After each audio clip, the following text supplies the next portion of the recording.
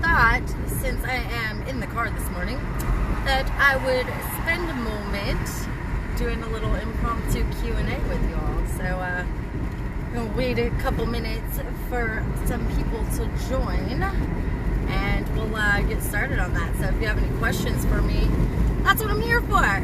So yeah, I always do this while I'm driving.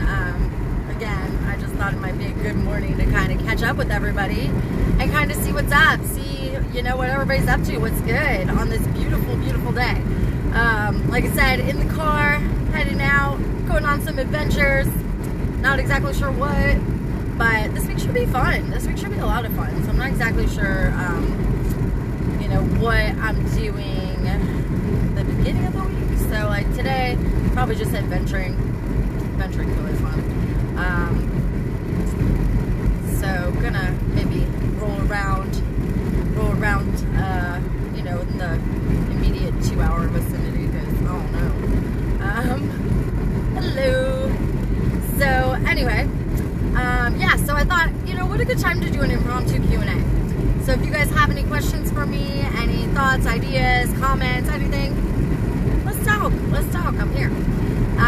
So let's see, this weekend, be doing, I think the Nation's Gun Show is here, so I think we're going to go to that.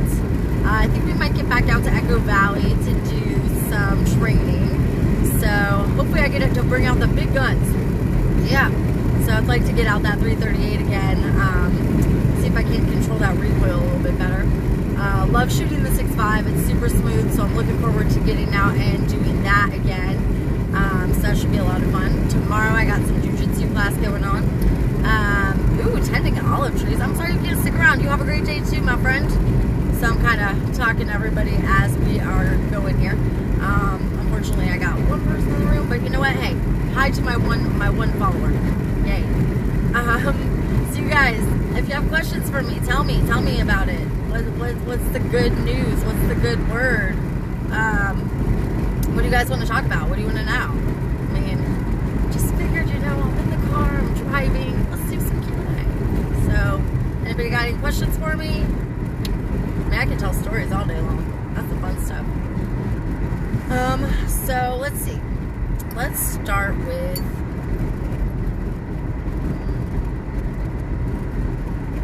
don't even know where to start. We could start with fight training. We could start with firearms. We could start with a story from my past. So I don't know. What do you guys want to talk about? What do you want to know? I guess I will just tell you guys some stories while I'm waiting on some people to get in here and ask me some questions. Again, it's impromptu Q&A, so it's not like it was planned. I just figured, you know, I'm driving. Ask me some questions. See what the day thinks about. I like to get to know you guys too, so it's always a good thing. Okay, story time then. Okay, so another lifetime ago, I was a firefighter. You guys didn't know that. I have to post some pictures from my past life doing fire rescue. And it's so funny too, because I still adhere to a lot of those same standards and ideas and thoughts. Like those boys gave me some thick skin and definitely helped pave the way for me to be who I am now. So in 2009, I was living in South Florida, and I really don't like living in South Florida. And I know you guys are probably like, oh, boo-hoo, South Florida, but I just don't want to live there. It's fun to visit, but like, it's not really like where I feel at home. Like, I really love where I live. I'm in the Northern Virginia area. Excuse the loudness. But I like being out this way. So I ended up unexpectedly moving from South Florida to Northern Virginia area. And I was just kind of like lost. I was kind of like, man, I want to do something. I don't know what I want to do. I've been working in restaurants for a really long time. Which also, if you didn't know, I used to be an executive chef. So before the pandemic hit, I was an executive chef. I was one of the best in our region. I specialized in fine dining. So made all that fancy food. I was on Food Network last year. So yes, you can see this bright and shiny face on Food Network. I was on Supermarket Stakeout, actually. I was season 1, episode 1, but we aired episode 3, I think. My episode was called Date Night Friday. Yeah, So if you do decide to watch it, don't judge my culinary ability off of a TV show. But it was a really, honestly, in all reality, it was a really, really great experience. At least I can say I did it right. So anyway, rewind back to 2009. So I moved from South Florida to here. And I was just like kind of lost. I didn't know what I wanted to do. I didn't know what I wanted to do with my life. I was serving restaurants and stuff like that. And I was just like, man, I'm 22, 23. I've always been like so selfish, and I don't think you realize it until you're a little bit older. I'm like, I want to give back, like I want to help people. So what can I do to help people? Well, I was lucky enough to come across a young man who happened to volunteer at a local firehouse, and he was like, you should come volunteer at the firehouse, Britt. And he happened to be dating my sister at the time. My sister's younger than me. She's married, everybody, okay? She's great though. So my sister's boyfriend, he was like, look, you'll really like the people, the crew's really cool, everybody's awesome, like come check it out, like come do an info session and see if you like it. So I was like, all right, awesome, I'm gonna be an EMT. So yes, I'm telling the story about my past life being in fire rescue when I was 23. I'm now 35, so this was a while ago. So I've done some Bambi stuff in my life. And again, if you guys have any questions or anything, just throw them out there while we're chit-chatting, a little impromptu Q&A here.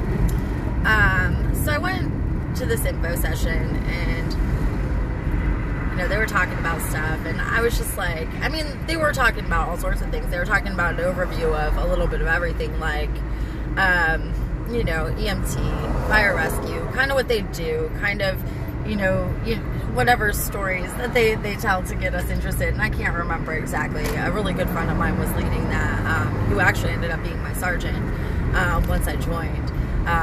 But that was the first encounter I'd ever had with the firehouse, so he definitely was one of my favorite people from the get-go, so really cool guy. Hello, to those of you just joining, so I'm just telling a story about my past life with fire rescue, and if you guys have any questions for me, definitely jump in, ask some questions. Impromptu Q&A this morning. I was just waiting for everybody to join, so figured I would tell some stories while we're waiting on that. So anyway, so I do this info session, and I'm just like sold. Like I'm sold. Like I went in with the idea like, oh, I want to do, hold on a second, guys. There we go. So excuse me. I went at it with the idea that I wanted to, oh God, I can't breathe. That I wanted to do EMT. And just like, after hearing the info session, I was like, I don't want to do EMT. I want to do fire rescue. And it was so interesting to me because my family, I thought, would be like, okay, Britt, yeah, good for you, good for you. And they really were more like, what are you thinking? And it was so funny to me because I just had this fire within me. And I always have, and I was like, no, I want to help people, like, I want to be a firefighter, like, that's the way I want to go. So it's so funny because at this point in time, I'm 23 years old, I know nothing about fire rescue. I weigh 98 pounds now. I'm not much better off now. I'm 110, so, yeah. So anyway, so I ended up joining the firehouse, and like literally my family was like, what are you crazy? Are you crazy? My stepdad, endearingly, not so much, we don't really say that, which is okay, we don't have to, but he was like, I have a better chance of being a jockey than you do a firefighter, and I was like, okay, challenge accepted. Bam. So, I mean, that's one thing about me, like, I love it when people underestimate me, because underestimate me, please, watch me, because I'm gonna show you up. I'm gonna definitely come back and kill it, and and be successful at whatever it is, even if it's just to say you're wrong, which may not be the right thing, but still kind of funny. So anyway, so I joined fire school, and I joined a duty crew. I joined volunteer recruit school. It wasn't 100% sold on being a firefighter just yet, but I was like, alright, well, do volunteer recruit school and see about it. So I did volunteer recruit school, which we did some EMS stuff, some fire stuff, and I was like, no, fire rescue all the way. So that was when it really became solid for me, like, I want to go to fire school, I want to be a firefighter, I'm volunteering, like, this is the jam. And it was so cool because I was spent all my free time there. I really wanted to be a part of their group. I really wanted to be a part of it. And I got told I was the one in a million. Like, people don't just dive in head first like that. Well, as it turns out, I do that with a little bit of everything. But I kind of love that that's who I am. It's who I've become. It's who I want to be. So always go head first at everything that I love. So yeah, so got into VRS. Joined my duty crew, so I used to run on Wednesday and Sunday nights because volunteer crews would cover nighttime, and that was from 6 p.m. to 6 a.m. So I never slept at the firehouse because I was always afraid I wouldn't wake up for calls. I was like, no, I can't sleep because if I sleep, I'm not going to be. So it's one of those things for sure that I was like, I'm just going to not sleep. So everybody used to chill out in the bays and tell stories or train or whatever, because training was part of it. I mean, I struggled with a lot of things, and I definitely was not tough as, well, at least not as tough as I am now back then. So it was interesting dynamic, because they're like, do push-ups, and I was like, I can't. And they're like, come on, and I was like, I don't have to, I'm not going to. So I would be very obstinate about those kinds of things, but eventually I fell into line. Was fondly dubbed the princess. I hated being called the princess. It was one of those things I was like, that is not my nickname. No. So that quickly changed to when I was in fire school. I became the rock star. And that was because I would always walk into class with my A's. I was still into the A's. So, and it's so funny because the guys on crew were like, oh yeah, let's see if this girl makes it through fire school. And, I mean, I had to go through a physical agility test, which the first time I took, I failed. And a lot of that was because of lack of sleep, dehydration, and just being overconfident, I think. So I had to, train and do it again. So I started training really hard so I could do it and pass. So then the day fire school starts, I'm like, I don't know if I want to do this. I'm not going. And my roommate / best friend was like, you're fucking going. And I was like, okay. Because I got really nervous. I was like, I don't know if I can do this, because I wasn't as much of a vamp at 23 as I am now. No, it definitely took a little bit of growing into the realm of finding me. I still didn't really know me then. So, my best friend was like, just go. And if you don't like it, then drop out. And I was like, okay. So I went. And I freaking fell in love with it. And lo and behold, 6 months later, I graduated fire school. So it was definitely an adventure. I will never forget my first burn, where we had to do this. Like, they would ignite. They wanted us to feel what it felt like. It was so hot. It's like being a human baked potato in your freaking duty gear, which is insane because it's freaking like sweltering. And I will never forget the headache. There's like a specific kind of headache you get. It's like, this is awful, but so amazing. Then, running hose lines. I think on the last day of fire school, I ran against a really good friend of mine. We decided to compete. We're like, all right, let's see who can run up to the 3rd floor and float water first. And, like, this guy, like, we were, like, best buds. We have been for a really long time. We have a really interesting relationship. But,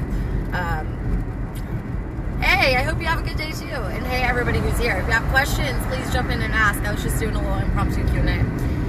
So it's so funny because unfortunately that friendship kind of fell apart and got, just done. It just didn't end up. But anyway, regardless. So he's like way bigger than me and all this stuff. And I didn't have my gear with me. And I was like, whatever, let's do this. So I borrowed another girl's gear. Which, first of all, gives me a disadvantage because I'm not quite as fast with someone else's gear as I am with my own gear.